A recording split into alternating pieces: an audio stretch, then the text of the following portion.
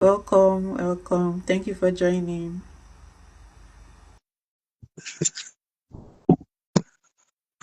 Hi, Coach Mo. Hi, Sam, good evening. good Thank you evening. for having Yeah, me. Can you hear me, please? yeah, I can. I can hear you. Okay, good, good. Thank you. Okay, so good evening, everyone. Once again, thank you for joining us. I'm Miriam Davis Oshikoya, I'm the brand architect at DébboAfrica, and I'm also a women's health advocate.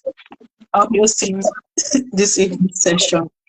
Thank you, everyone, for joining this conversation. Joining us this evening is the amazing founder of Market Foodies NG, person of Miss Miriam Sholate Epilokun. She's the founder of Market Foodies NG. She has a master's in hematology and immunohematology, rather. She's also a lab scientist and a certified health and nutrition coach.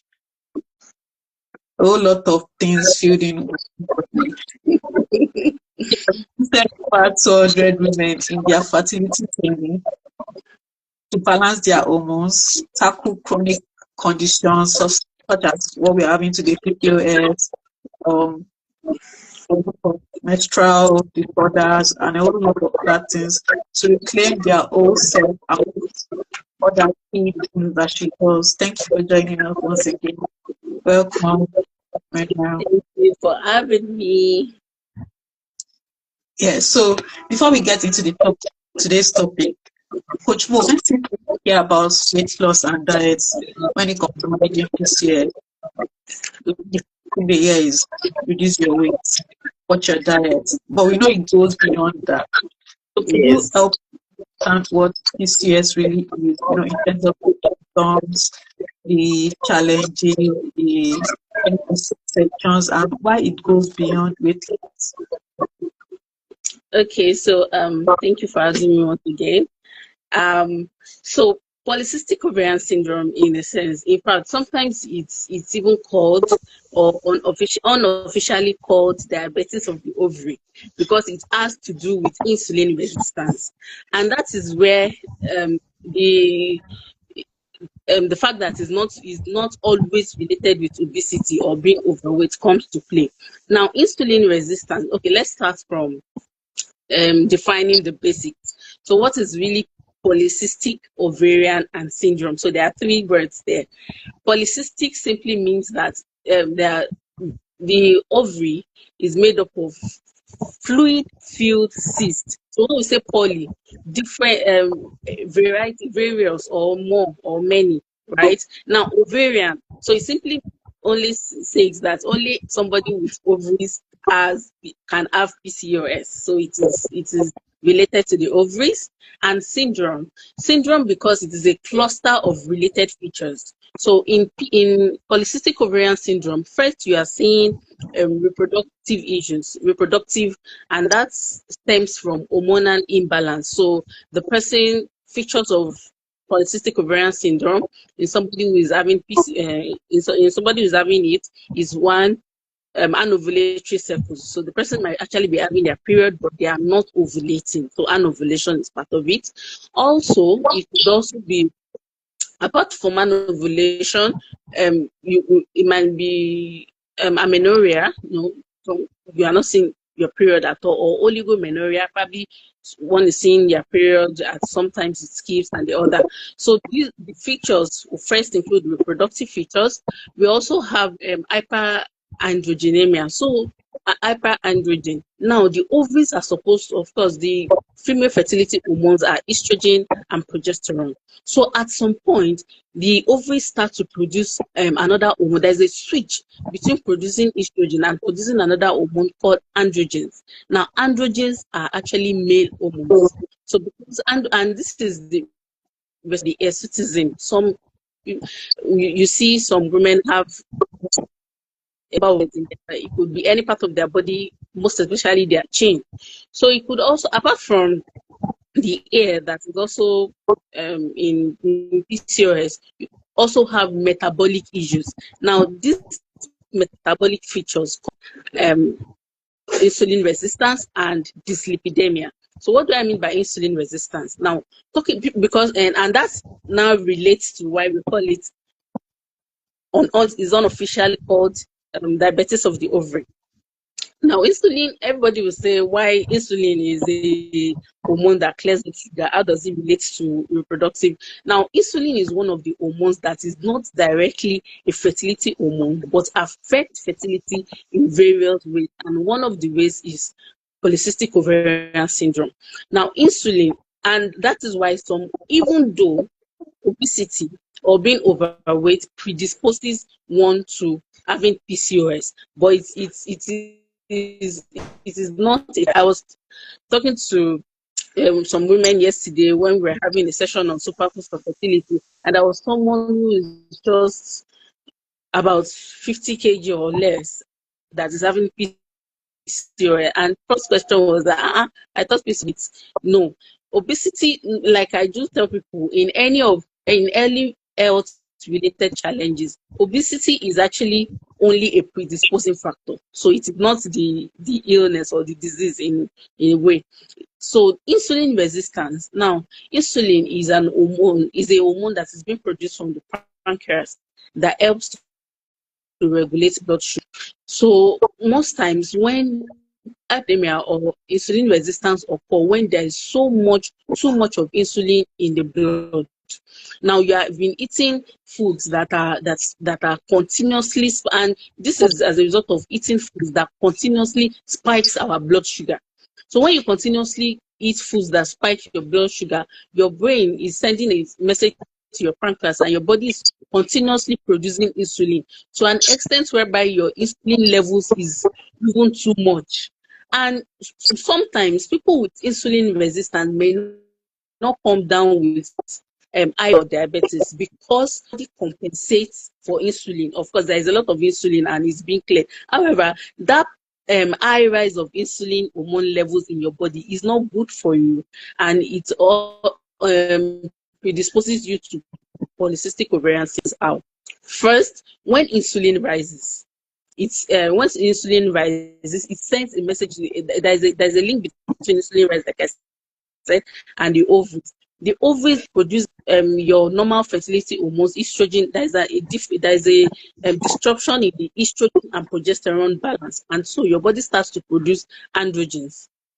Too much of androgens in the blood, of course, because it is not a female hormone, it's a male hormone. It's responsible for the hirsutism and acne sometimes. So, and also this increase in insulin levels also the liver produces something we call sex binding hormone, sex hormone binding globally. This helps to reduce the level of testosterone in a woman, especially because androgens and testosterone are male hormones, estrogen and progesterone is a female hormone. So if because of this increase in insulin levels, it delivers where the liver can be able to reduce the sex binding hormone. So the liver is not able to bind, and so you have a release of testosterone in the blood of a woman. Now you can imagine he's having male hormones, so estrogen and progesterone hormone is being depleted. So now this still comes to why it's not necessarily a overweight or obese thing. You can have insulin resistance even when you're not overweight. So that is one of the factors. And then also I was talking about, let me round it up. The second metabolic condition is this lipidem, when there is a lot of lipids in your blood. Even we have had people who, even when they are not overweight or they are not obese, have high total cholesterol level. And it still boils down to this insulin resistance. When you have too much of insulin, there is when we are talking about cholesterol or the lipid profile, when you are doing a lipid profile in the laboratory, for example, something we call high density lipoproteins, total cholesterol. But even after that total cholesterol, we also want to they also have some lipid, basic lipid features or diagnosis that we want to do that contain in the lipid profile. So we have um, high density lipoproteins, low density lipoproteins, and very low density lipoproteins. Now, you see, Yeah, I so can. when there is high rise of insulin, there is a suppression in the liver. Now, this still boils down to the liver because the liver actually produces it actually mops up very low density lipoprotein in your body. Now, when there is high rise of insulin, the liver ability to mop up very low density lipoprotein is compromised. So you have these particles coming into your blood, and then from very low density lipoprotein, you also have low density lipoproteins. Now, so let me not bore you, but just know that once there is insulin resistance, especially in PCOS, and that is why we tell people that even PCOS is not just about fertility, because yes, it is only normal that when somebody is trying to get pregnant and you have PCOS, the first thing is it is PCOS that is causing infertility. But there are people with PCOS that might not necessarily have fertility issues or coming down with PCOS after they are done with childbearing. But you don't still have to say, because I'm not trying to get pregnant, let me just, it will go on its own. Because it predisposes you to some other health conditions, even aside fertility, including insulin resistance, like your blood sugar is not being able to, you are not being, is not controlled. It could also lead to diabetes in the long run. Also, it predisposes you to cardiovascular issues because, of course, when your high density lipoprotein is the norm is the good fat in code that is supposed to be higher than low density lipoprotein, but you are having the low density lipoproteins and very low density more than the high density lipoprotein. So it's you are even at sometimes some people will say, my cholesterol. That is why we prefer in the laboratory for you to do a lipid profile than just doing total cholesterol, because you can do total cholesterol sometimes and it is normal, less than or 200 milligram per DL. But your low density lipoprotein, which is the bad fat, can be raised than the high density lipoprotein. And this still boils down to insulin resistance, which can also cause polycystic ovarian syndrome. So I hope I've been able to answer Right. that question. Thank you very much. So, what symptoms do we look for in people with PCOS?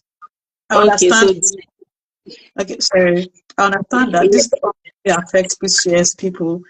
We have mm, women, we have big women, we have mothers in generally. So I think this session is good for everyone. So for yes. those that have PCOS, what symptoms should they look out for? Okay, What are the so symptoms? even in the symptoms will lead to the diagnosis, right? So first, there are three main things to look out for. So when PCOS is being diagnosed by your physician, your gynecologist, first is to look at the ovulatory dysfunction, because ordinarily for somebody who's trying to get pregnant, the most important thing is for you to be able to ovulate. It is when you ovulate that fertilization will occur, and then there will be a zygote and then the baby is formed. So first is to check for ovulatory dysfunction. So the person, I'm talking about three main things for diagnosis of PCOS. So the first is, even if the person is having normal cycles, the person is not ovulating. Then two is biochemical test, which includes the hormonal profile test. And the hormonal profile test, when doing the hormonal profile test, especially when PCOS is being suspected, so you are also to do the androgen test, which is of course the male hormone. But when there is more a rise in androgen hormone in a female's blood, that's when you know that it is tending towards PCOS. Then the third is the scan. So when you do the scan and then they're looking at the ovaries and seeing fluid filled cysts. So instead of normal follicles to be formed, you are seeing a lot of fluid fused that will not even allow follicle, not stop of ovulation to take place. So those are the three basic things to diagnose. So even now, signs and symptoms. So we are, of course, it is when you have the signs and symptoms, you now go and then the diagnosis will be made. I only said that so that we can have a broader view of what diagnosing PCOS is all about. It's either two of the three that I've mentioned. So once you have any two of the three, it is established that you have PCOS. So the first is hormone imbalance. So an hormonal imbalance can come in various forms. It could be that you are having oligomenorrhea. Oligomenorrhea is you are having your period is not stable. So your cycle is not stable. This month you're having it for 41 days, the other month you're having it for 30 days. So it's not, stable. Then you can also have amenorrhea at all. In fact, this dates one of the signs of PCOS, irregular menstrual cycle. You are not even having, it's either you are having it and then it comes and goes, or amenorrhea, you're not even seeing it at all.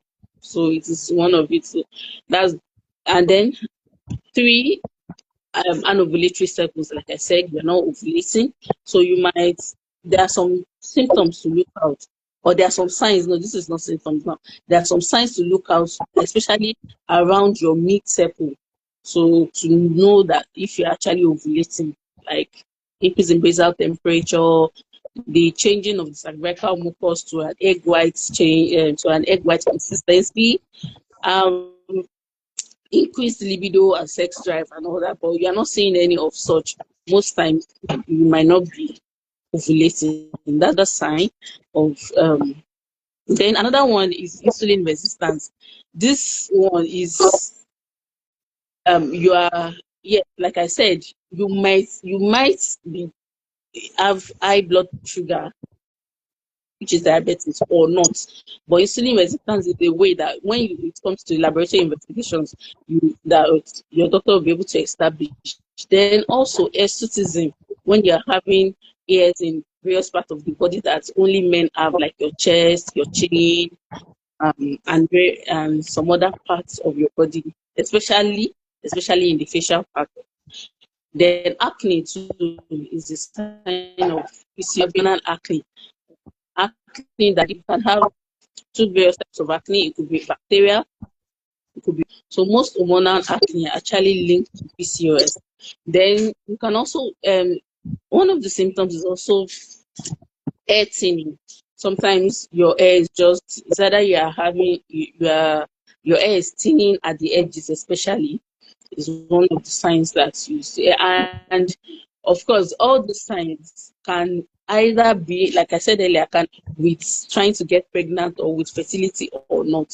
So it will just be fertility delayed signs and symptoms like anovulatory cycles, not having your period and all that. That one can also, because there are some women too, you might say, okay, because we cannot say that once you have hair on your chin, the next thing you must have PCOS, and because of that you must have fertility. There are women who are giving birth steadily, even they have, you might see 1 or 2 hairs in their chins and all that. So I'm just saying that every of these symptoms we classify them together, and then we're able to establish that it is PCOS. It could also be weight gain,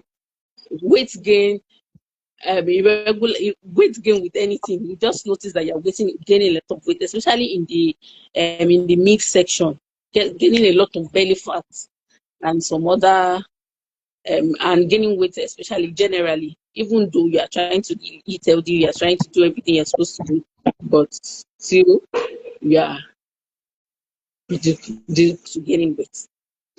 Yeah. So Thank most you. of those symptoms together, doctor will be able to diagnose PCOS. Thank you. Welcome. We actually have some males in our midst. It's, I don't know, kind of surprised, but it's good. You have a wife. Welcome, Ijabar. Welcome, Mapa. Welcome, everyone. So, thank you for breaking that down. so clearly. In fact, I've learned new words, and you actually answered one of the questions I was going to ask in the Q&A session. And you understand PCOS a bit more.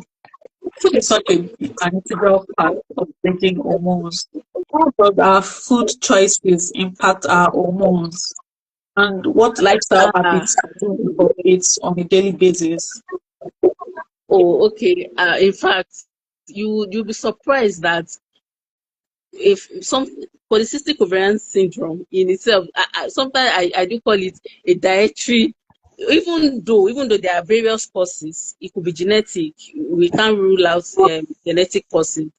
It could be that it is inherited. Then also it could be due to insulin resistance. So even when we look at that insulin resistance, if that is actually the cause, it's roots from what we are eating, our diet and our lifestyle.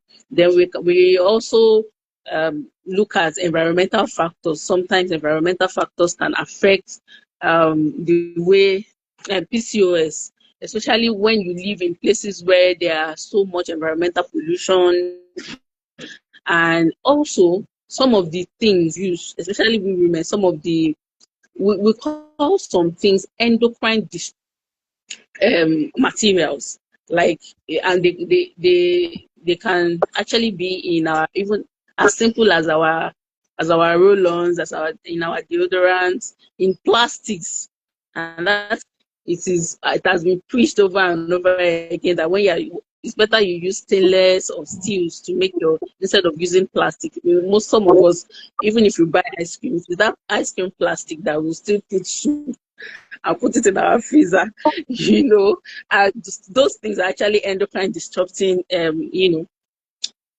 materials. So, like I said, worked with various women who have reversed their PCOS just with it. And in fact, is very important that we establish the influence of our diet style on PCOS. So for somebody, it goes both ways, right? For prevention, even treatment, nutrition as a treatment option. So it goes both ways. First is we are going to be making some swaps. So instead of eating very simple carbohydrates, very simple sugars, you eat fiber carbohydrates. And this is because we are talking about insulin resistance, which is one of the major causes of PCOS. Now, insulin resistance. Why are we having this so much insulin in our blood? Is because we have been used to eating so much of simple carbs that your body is compensating you eating simple carbs by pushing out insulin. Combat insulin resistance through is to eat good carbs in quotes. Now, when I say good carbs, what makes carbohydrate good is the fiber that it contains. When you are eating a simple carb, for example, you are eating processed sweets, biscuits, all these handy foods that we just grab. And now the digestion of that food actually starts from when it touches an enzyme called amylase in your saliva. So the digestion is very, very rapid. And because of that, once the digestion is very rapid, it take all the sugar that is in whatever you are eating, because of course all carb meals give sugar, and all processed foods also give sugar. So it pushes all the sugar into your system. And there's something we call, there's a sugar rush. Your body is in an emergency state that there's too much sugar, and then your pancreas pushes out insulin to curb the sugar. But when what makes carbohydrates good is when you eat fiber filled foods or carbohydrates, the fiber holds on to the sugar. It doesn't put all the sugar into your system at once, and then your body is screaming of insulin to come and clear it up. It releases sugar steadily into your system because the fiber, your body holds on to the fiber. So it's very important. Then apart from that, fiber is also very important to clear off excess hormones in your body. So for somebody who is not ovulating, there's something we call estrogen dominance. When there is too much of estrogen hormone in the blood, and even the androgens that we want to get out. So when you eat fiber, the fiber helps in, and according to Hippocrates, healing starts from the gut. So when you take care of your gut, you take care of most of the healing. And fiber is one of the ingredients of food that helps in gut health. So, and when you are having a good time going to the when you are going to the restroom in the right times or the right way you're supposed to go, it helps you to clear off excess estrogen or excess hormones that you don't need, so you can maintain a balance in your hormones. Also, you can swap processed carbs. I've mentioned that earlier. Processed carbs for fiber filled carbs. So what do I mean? What are the examples? Even your beans has enough carbs, yes. By now we all know that beans is more carb than protein, even though it's a plant protein, so it's also a protein source. But you know, when you're looking at nutritional composition of food, you can, every food, even if the food is protein, it might still have some minute carbohydrate, maybe 0.00. So it is important to swap. Now this fiber, so I was talking about beans, right? Then you also have is choose, when you choose brown foods instead of the normal processed one, like our white bread, every white food that you can, white bread, white flour, why not go for the whole grain? So when you go for whole grain foods, they contain the every part of the grain, like our millet, our sorghum, and all these grains. They are very, very beneficial. They have a lot of fiber in them. Also, we should um the type of fats we'll be eating, let us replace unhealthy fats with the right fats. This is also, in fact, eating the right fats is one of the very important ingredients of hormone balance, especially according to your diet, because we can't say, all fats are bad. Oh no, I don't like fat. Oh, I don't. Do you know that the healthy fats actually plays an important role in hormone production?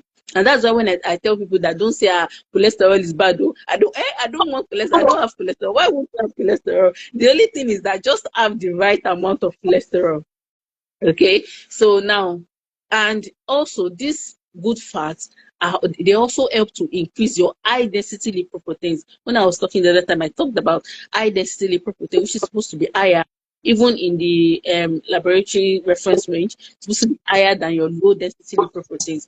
So the high density lipoproteins, you get them from good fats or oils, including olive oil, avocado oil, granules. They're not give especially nuts generally, they give healthy oils and healthy fats that can help to increase your balance your hormones. They are very, very important in hormone balance. Then also you eat proteins. Now protein is very important in hormone balance. Some people will say, I'm getting old, I don't want to eat eggs, I don't want to, like, why? Because even this, when we're talking about hormone balance, your hormones, they are being produced from protein. Now proteins are like the building blocks of your body. Every part of our body contains, even your skin, even your hair contains protein. And I was I was doing a session with a hair and skin product brand, and I was like, when you are having, there are sometimes when you have alopecia, you have your hair is removing your hair. It's either you are losing hair or your hair is not growing well. Up your protein intake. When you up your protein intake, these amino acids, you get them from everywhere, like your sperm cells and your ova. So yeah, egg cells.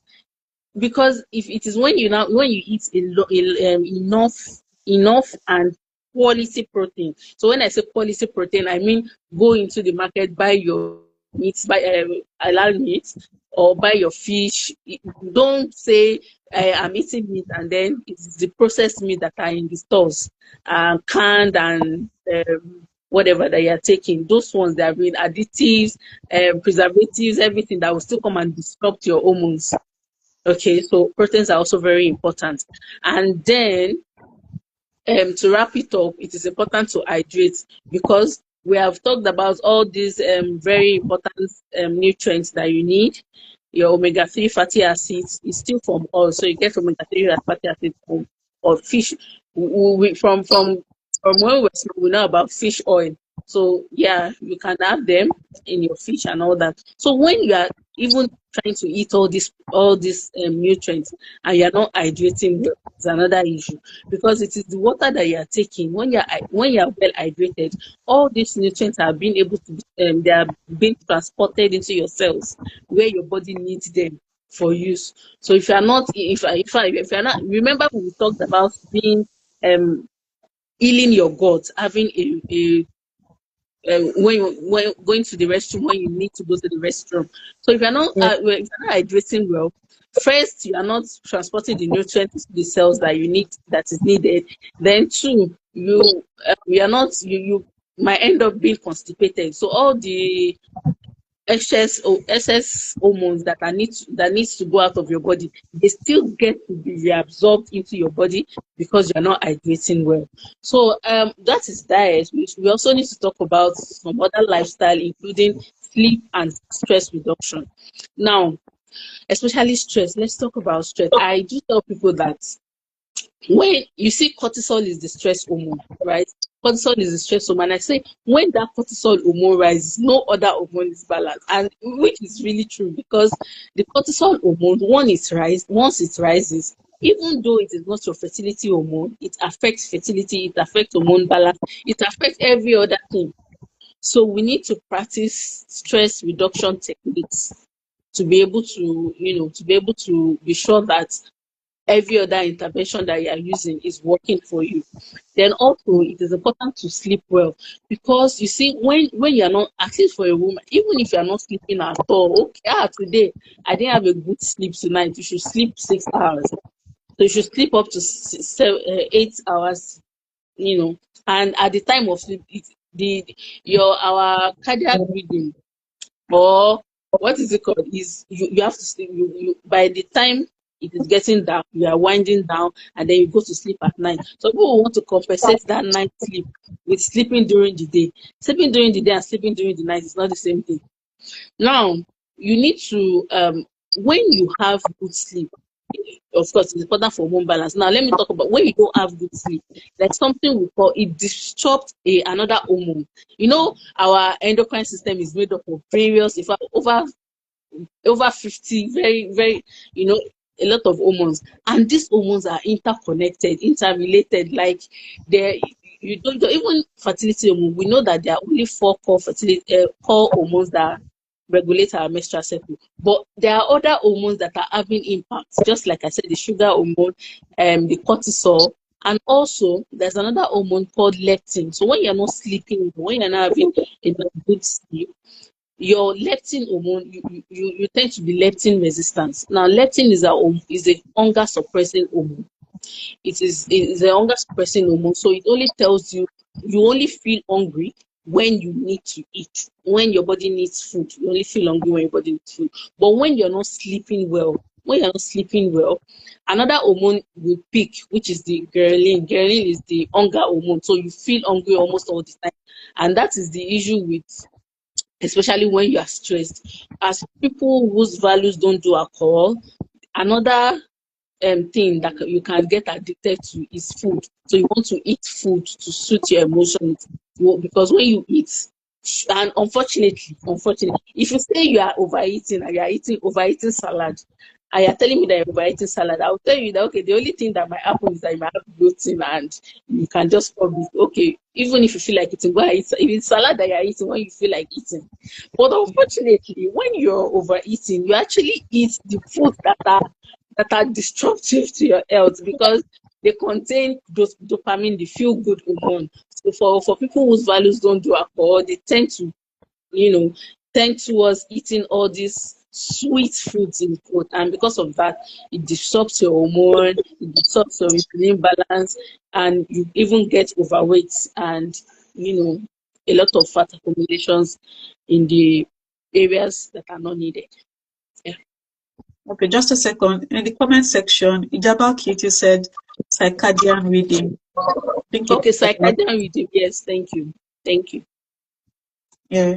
Yes, and when that was what I was talking about. You are going to sleep, like you're supposed to be winding down once it's getting dark. Your body too is noticing that it's getting dark and you need to go and sleep. Right, right. Wow, such a valuable and insightful session. In fact, I've learned new things. If you learn, let me give a thumbs up in the comment section. Like, I can't name them, there are a whole lot. I know some of Really. them something new in this session. Wow, so good, so good. Please, if you have any questions, kindly drop them so we can answer them in the Q&A session. Mm. Then we try as much as possible to be done by the 6:15. Sorry, 7:15. Yeah, because we started a bit behind schedule. Yeah, steady. Yeah. So, what will you be trying this week? I will be increasing my fiber intake and the good carbs for one, at least for a start. I'll, if Yes. I don't sleep well, I'll try to sleep more at nights. Simple steps, easy peasy steps. You don't have to, of course, everything that we have to do, one doesn't have to say, okay, tomorrow is Monday. My new week goal, my new goal is to do this, is to do that. Even if it is one or two things, just look at things that are easier. Start with easier, ones. Yeah. One step goes a long way, really. Sometimes PCOS can be confusing without the Yes, proper diagnostics and testing. I know you mentioned some tests I was supposed to do that's to have PCOS, including true. those that don't have PCOS and maybe are just guessing. Which health checks do you yeah, Okay, how so often women get them done? okay. So for investigation, especially when you come to the laboratory, we want you to first do a hormonal profile. So just like especially for women in PCOS, because you are not ovulating, there are four core hormones that regulate the menstrual cycle. We have the follicle stimulating hormone, the luteinizing hormone, estrogen, which is E2, a type of estrogen. Estrogen, also called, sometimes you might also see it as estradiol. It is the main form of estrogen that is being produced by the ovary. That is the E2. And then progesterone. Those are the four basic hormonal hormones that regulate your menstrual cycle. So those, especially when you come to the laboratory, we want to check for those four fertility hormones. Most times, because there are anovulatory cycles or you are not ovulating, most times the follicle stimulating hormone is low, and also the luteinizing hormone. Estrogen might be high, it might be overboard. You might have something we call estrogen dominance, or it might be low. But most times the follicle stimulating hormone and luteinizing hormone is low. And why? So just like the name implies, follicle stimulating, it's stimulating. Most times every woman has been born with the amount of eggs that will become children for you in future. So let me take that again. It means that by the time a girl child is developing in her mother's womb, she's already carrying her own eggs or her own ovaries that would develop into eggs for her, or develop into children for her in the future. So it means that when a girl child is being born, when immediately you start menarche, that's the first menstrual blood, the eggs are being developed and then released. So the follicle stimulating every month, that these hormones, they increase, especially in the laboratory. We check for them on the second or third day of your period. They start to increase so that they can produce, or they can stimulate an ova that would be released at your mid-cycle, which is ovulation. So most times for people with PCOS, because it is being characterized with anovulation, you might not be ovulating, and because of that, the follicle stimulating hormone might be low. Also, to also with this hormonal profile, even though you are doing the four core fertility hormones, you would also be doing male hormones. They want to check for your testosterone and your androgens level.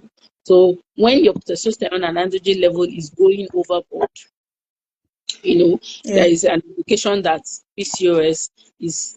And then apart from these hormones, I'm still talking about the hormonal profile. We also want to check your prolactin hormone and thyroid stimulating hormone. Now, prolactin hormone is a hormone that, okay, when during your menstrual cycle, you are supposed to, like day 3, you're supposed to produce follicle stimulating hormone, LH, and estrogen that would help you to ovulate at mid-cycle. Once you ovulate at mid-cycle, those 3 hormones drop. Another hormone will peak at your luteal phase, which is the your progesterone hormone. Now, if you get pregnant with that cycle, progesterone hormone continue to rise during pregnancy. So you have various progesterone levels throughout pregnancy at 12 weeks and up to 36 weeks. Once you give birth, once parturition occurs, progesterone hormone drops and another hormone peaks, because at this point you have already given birth. So the next thing is to milk or to breastfeed your child. So another hormone, which is prolactin, now peaks, that it helps for you to produce, breast milk and milk lets down. But for a woman who is, and there is something we also call lactation amenorrhea. So lactation amenorrhea is a normal physiological condition whereby when you're breastfeeding, you're not menstruating. So that is lactation amenorrhea. But for somebody who has PCOS or who is trying to get pregnant or who has fertility issues and is not seeing your period, so you also want to look if it is because people who have high levels of prolactin hormone and are not menstruating and they're still waiting for a child, it could be that the prolactin hormone, people have, and we call that phenomenon hyperprolactinemia, when there's too much of prolactin hormone in the blood and you're not breastfeeding. So it can also, lead to an ovulation. So it's just to differentiate, to be sure that, okay, this your anovulatory cycles or this your amenorrhea, which is absence of menstruation, is not as a result of high prolactin levels. Also, when you come to the laboratory, you should do a fasting blood sugar. We want to basically, we said PCOS is related to insulin resistance. So we want to check your glycemic profile. And when we are checking your glycemic profile, there are a number of tests to do under the glycemic profile. First is the fasting blood sugar, whereby your last meal should be about 9 p.m. should not be later than 9 p.m. So you come to the laboratory, so you will have been fasting for about 12 hours when you come to the laboratory about 9 a.m. the next morning to do your fasting blood sugar. So we want to see if you're not diabetic. Now, so also because, I said earlier that you don't have to be diabetic to be insulin resistant. So another test that we do is oral glucose tolerance test. So we want to see we call it OGTT, whereby when we give you glucose, we do your fasting blood sugar, we give you glucose. We want to see how your body is able to clear up that sugar within 1 hour, within 2 hours, and we get our results. Also, in your glycemic profiling or glycemic screening, we also have another test we call HbA1c, glycated hemoglobin. So now, because you would think that, okay, I'm going to the laboratory. So this is a more comprehensive test that works with the this lifespan of red cells. Now, our red cells that is being produced today, the lifespan of red cells is 120 days. That's about 3 months. So you won't say, I'm going to the laboratory to go and do sugar test. Let me stop eating what my doctor said I should not eat from like 2 days ago. When they do the fasting blood sugar, it will be normal. This glycated hemoglobin will take a record of all the glucose that's attaches to your red blood cell within 3 months. So when we are testing glycated hemoglobin today, it means that it's taking record of all the glycation in your hemoglobin from 3 months ago. So that is a more specific test to check for your if you are diabetic or not. So this is, apart from the hormonal profile that I said, I also talked about the glycemic screening and all the tests. Then also we want to check your blood pressure and your lipid profile. So sometimes the high level rise in total cholesterol or lipid profile is almost directly related to your blood pressure. So for somebody who is having consistently high blood pressure, check your lipid profile. And you remember, as I said, that increase in increase in insulin resistance, which also leads to increase in androgen, which is the male hormone, can disrupt your high density lipoproteins, the good fat in quotes, it will bring it down, and then the bad fat, it will bring them up. So we want to check your lipid profile to see your total cholesterol, your HDL, LDL, and then you can know that, okay, at this point, if that is free, so at least in diagnosing PCOS, one of these would have been seeing it from the time you are doing your hormonal profile, but these ones we just want to, there's something we call ruling out. So we just want to say that, okay, we want to be sure of what we are going to be dealing with when you are trying to, treat PCOS.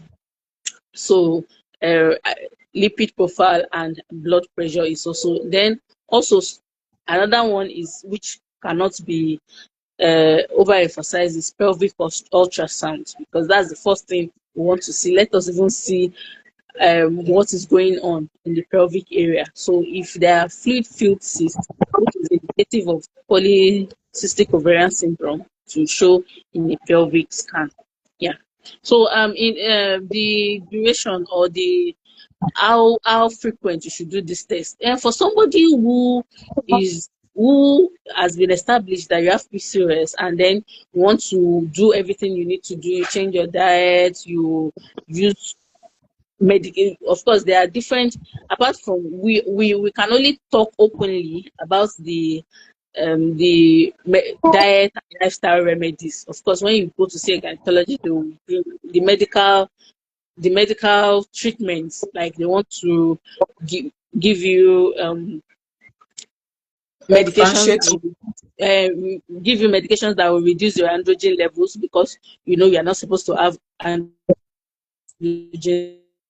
levels that will regulate all those ones. That are medicals, and also they're also supplements.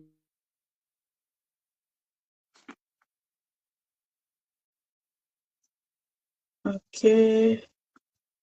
I guess it's our network, or is it mine? Totally free with them, and like be very consistent with it. So you are, maybe you can just do a repeat test in another 6 months, and when you have been at least certified that you're fine, maybe once in a year. There are a lot of diagnosis centers that give women, this.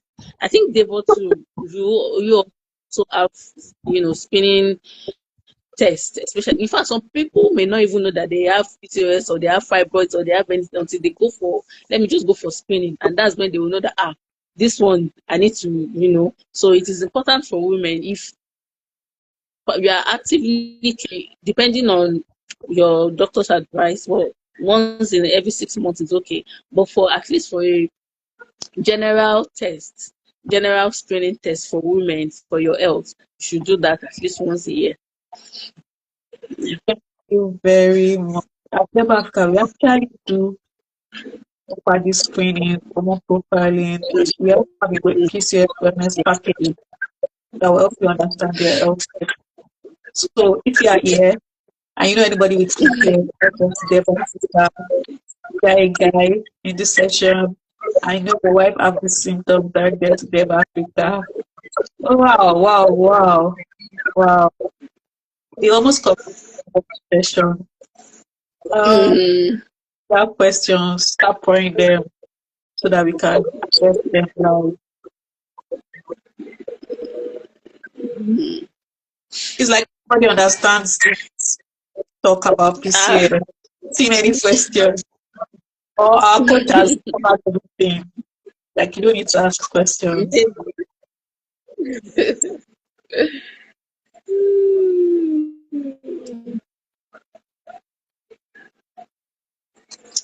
Questions.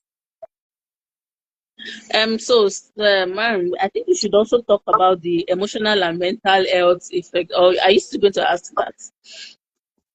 Yes. Thank you very much. Okay, questions are coming, but we'll talk about that. Thank you.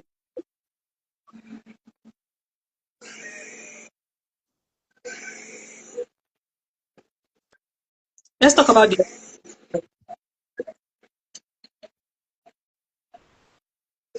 Okay, emotional and mental health. Especially this one that PCOS is everywhere. People have been talking about PCOS, and then you are so, especially when you are being diagnosed. The first diagnosis would, you know, can really mess up with your mental health. You think that hey, and they said it has no cure, and what will I do, and this and that, and you start, you're so anxious, anxiety, you're depressed, and all that. So it has a just that, and especially the PCOS that is now linked to delayed fertility. For somebody who has already been trying, and then the next thing is the PCOS is the what is the diagnosis. So the most important thing for you to do, especially if you help hormonal, mental and emotional health, is to first know, okay, these are the things I need to do. Just don't be too, don't be too hard on yourself. Just like you have said, it might not, even the PCOS that you have might not be any of your own fault. It might be genetic, it might be environmental, it might be due to endocrine disrupting materials that you're using that you don't even know. So it might really not be. But at the same time, it's good that we're having this type of forum so that you can get enlightened on, okay, things I need to do, and first about your diet, your lifestyle, your sleep patterns, and also if you think that this is really getting to you, so it is also important we mention getting therapy, because people think that they said PCOS, I'm supposed to be looking for the cure for PCOS. I will now be going for therapy or counseling. So it's that counseling is important. This is when you are counseled and you have a balanced mental health that you won't be able to think of doing anything you're supposed to do. Okay, for example, we say don't do processed food, do whole carbs, and I cannot keep myself. I cannot keep myself. Things like that. And just because I also said that it is those kind of foods that give you dopamine, and then they give you happy hormone. So the next time you are depressed, you are grabbing the next bottle of soda or the next bottle of. Unfortunately, those things that you are grabbing that is making you okay at that particular moment are not good for you. They are the things that you need to avoid. So you can see why the counseling is very important. And then support groups. DébboAfrica has support groups that help women with PCOS. This is what I'm experiencing at this time. Somebody will just come and tell you. And like I've said, everything that we can talk about, including your diet and lifestyle, not necessarily somebody prescribing medication for you.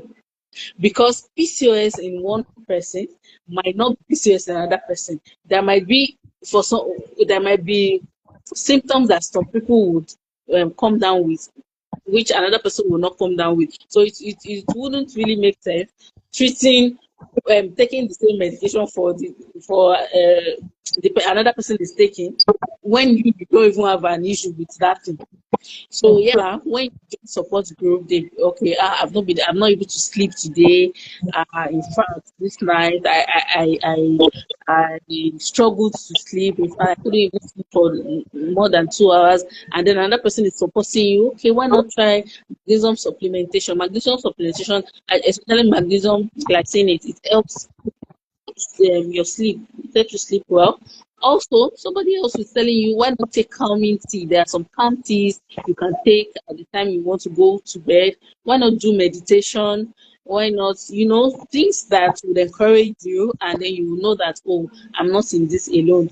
Then also you should do self-compassion. So when you're having all the anxiety and all the depression about this thing, am I the only person in the world? Am I this? Am I that? Just do self-compassion. Like, you're not alone. Unfortunately, when you join support groups and you find out that you're not alone, sometimes you feel that this thing, the only one in this world is having this condition. And then you look and you see other people's symptoms and you're like, me, I'm not having this one.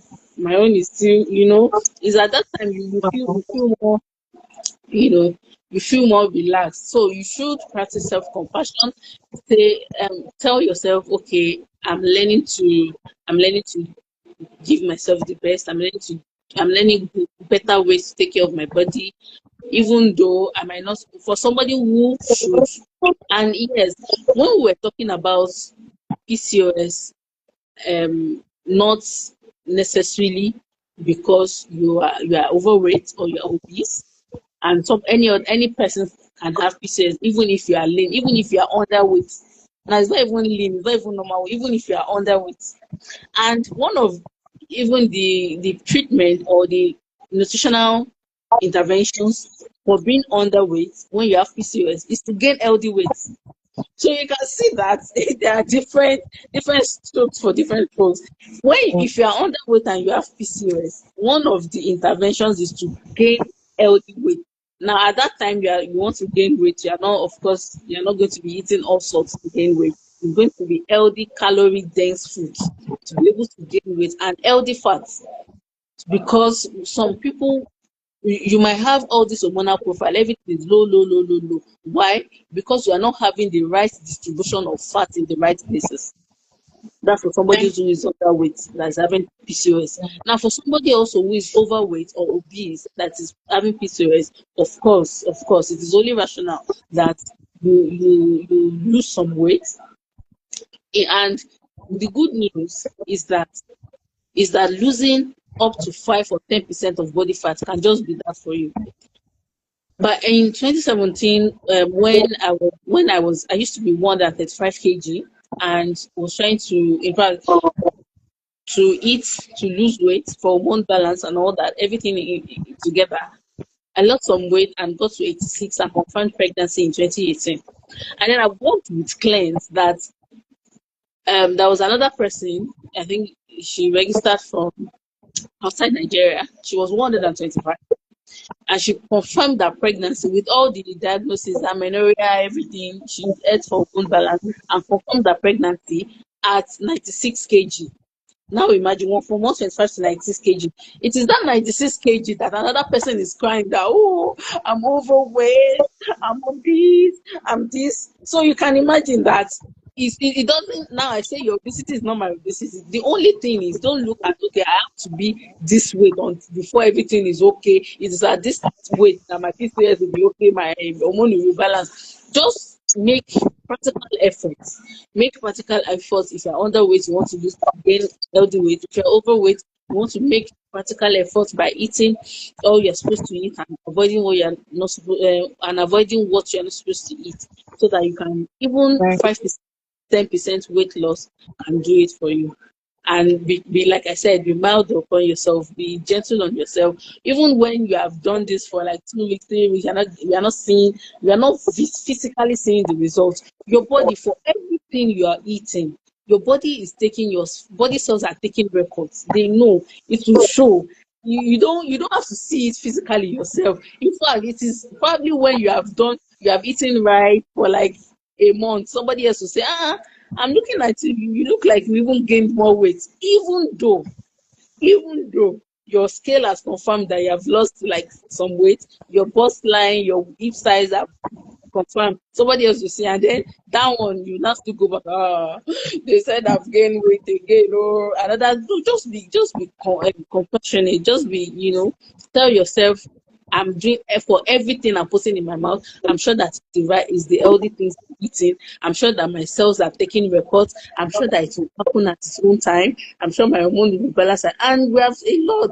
In fact, I had somebody who she had amenorrhea for like 5 years. She didn't get her period for 5 years, even though she knows that she's in 5 or 4 years. She's in her fertility years, and I just told her that just continue. Even when you think that you need to do it, just look at the plate in front of you. What is inside? Do a mental nutritional evaluation. Am I eating the right thing? Check. Am I drinking enough water? Check. What is in my plate? Check. Just continue. And in less than, I think, 8 weeks, no, not 8 weeks, 6 weeks or less than a month or so, she got her period, and she just came and like, my period came on its own without using any medication, on its own. All this, it looks surprising, and that is one thing I want to emphasize that our body is so intelligent that it is what you give it that it will bring out for you. If you are the grab and go type, even if you are having everything steady, and I mean I don't have any hormonal issue, what of in the future? In the nearest future, it's not in the future that is far, far, far, because most of us were, in our fertility years. So when you are doing the right things, your body, your cells are taking record. Just know, even when you think that you are not doing, and now don't think that you're not doing enough. Just say that, yes, I'm doing enough. At least I'm sleeping well. I'm managing stress. Anything that is my chest has started doing, let me just leave it and come back to it. I'm eating right. I know that in my plate I have oats, I have strawberries, I'm eating it with moi moi. I'm eating beans, and once you are doing everything right, know that the results will come, even when you don't. And this person told me that our period actually came like a thief in the night. She wasn't expecting it. She was almost embarrassed. And, because you have been doing, and I've told them that it's because you have been doing the right things. And I also say that the time will pass. The time will always go. There will be alternation of day and night every time. That one is constant. So it is left for you to make it work on your own, for you to make it work in your own direction, positively for you. Beautiful, beautiful, beautiful. Thank you very much. Thank you. Yes, you answered all our questions. When we promised this session was going to be very enlightening and impactful within life. In fact, I think it's long. So, nature or nature says, is there any cure? Also, we have questions. Nature or nature says, is there any cure? And Gap Kitty says, please kindly advise on supplements or medications that can be used. Then we have one more question too. Do you have any tips for balancing hormones to avoid air on the chain? Okay, so avoiding. Let me start with it from the right. Avoiding air on the chain is as a result of, like I said, is as a result of the increase in androgen male hormone levels. So for when you work towards hormone balance, it's one, the first thing you need to do is to regulate insulin sensitivity, insulin resistance. So for your body to be more sensitive to insulin. So if there is you have blood sugar, your body produces only the right amount of insulin to clear it up. So you don't have too much of insulin in the body. And one is whoever had people who actually eat the right food to balance their hormones. So there is no, I'm going to say that there is no shortcut to it. Even when you use medications to bring your period, you use ovulation stimulation medication. We are not going to talk about medications, just like I said, but at the same time, it is important that you allow your body to heal itself in a not really long, but on its own, at its own pace, by eating the right foods, sleeping well, managing stress. And yes, supplements. There are some various supplements that can help, but I want us to also understand that when we say supplements, they are not called supplements for no reason. They are called supplements because they are supplementing something. So what are they supplementing? In fact, you even see that, and it is written that dietary supplements. These things are only supplementing your diet. Normally, we want you to get these things from your diet, from what you are eating, from your food, by regulating your foods and all that. But at the same time, well, maybe because of poor soil quality, unavailability of these foods, then that is when supplement comes in. So it's not eating all sorts or doing what you're not supposed to do and saying that should I have supplement, I'm going to use my supplements. I hope that is clear. So talking about supplements, inositol is one supplement for PCOS that helps regulate insulin resistance. Okay, so you also look at the B vitamins, because B vitamins are fertility vitamins. even though all these things, they have their sources in food, B vitamins from vegetables. You get enough B vitamins from vegetables, from fruits, berries, avocado. In fact, when you look at avocado, you find out that the shape of avocado actually looks like the shape of the womb. So avocado is one is one super food for for fertility and hormone balance. Also, omega-3 fatty acids, just like I said, the main source of omega-3 fatty acids, we get them from fish, oily fish. So it doesn't have to be salmon, but it doesn't have to be salmon too. Our local shower is does also have mackerel, Titus fish. They all have oils. Then you can now, when after taking those ones, then you can ask, okay, I want to supplement. Then take it, fish oil. Then also nuts are very, very important source of omega-3 fatty acids too. So it's just knowing and chia seed. So I was going to talk about chia seed too. In fact, I've had somebody who the only intervention she said she was consistent with was taking chia seed water. For those of us who follow on our status and all that, I do talk about chia seed water. So chia seed water, chia seed contains omega-3 fatty acid, has fiber, and in fact is a superfood. So all this food is just eating those healthy food in the right combinations. And it is when you are now into it and you learn about it, you know that these things can actually work. And even people that I've worked with, I'll just tell them that the only thing I want you to bring onto this session is your willpower. Like, okay, I want to do this thing can work for me too. And then people they get results. So basically, that's it. I think there are other questions that I've not answered. Please, can you pick up? Is there a cure? Is there any cure? Yes, like I said, there is a cure. And the cure, you can reverse insulin resistance, you can reverse PCOS, you can, in fact, there is one of it on our page that was confirmed by ultrasound scan. So there is, only when you are yes, I know that the medication, when your PCOS is being confirmed, you are given medications. And just like I said, the medications will work for people. Often say that PCOS has no cure, and you only have to treat the symptoms. Like, okay, for somebody who is not ovulating, you are giving ovulation enhancing medication. If you are not seeing your period, you are giving medication that will bring your period, and things like that. So all those symptoms are being treated. But if you really want a holistic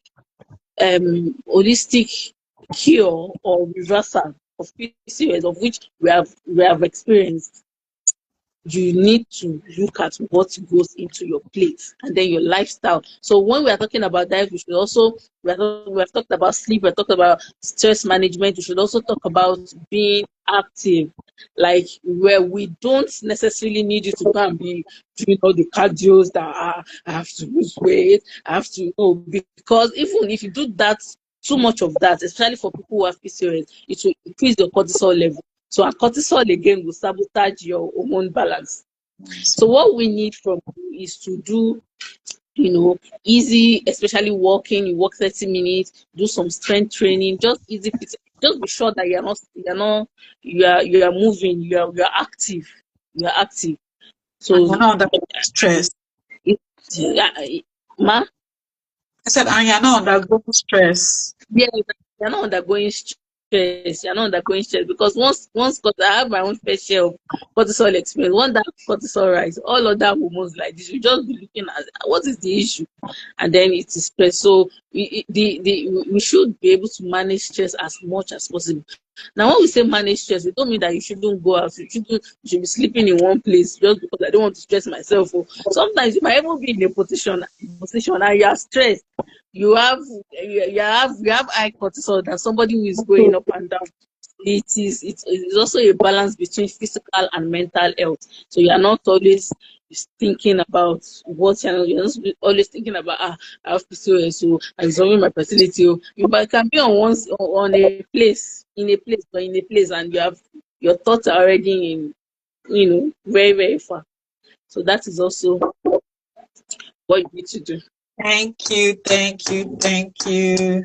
A round of applause for our speakers today. Thank you for sharing your expertise with us. Wow, Thank you. wow.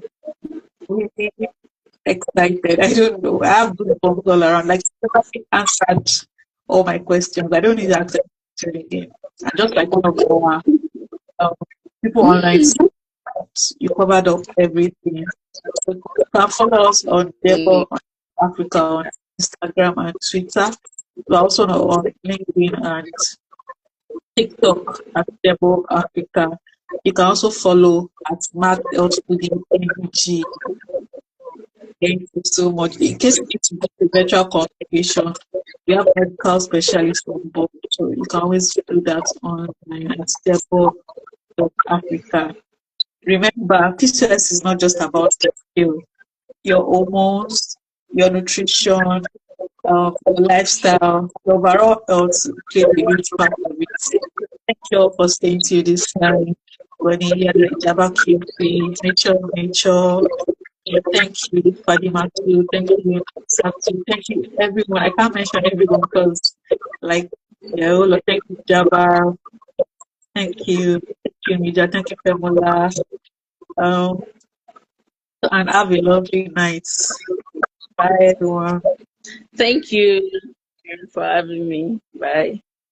Yeah.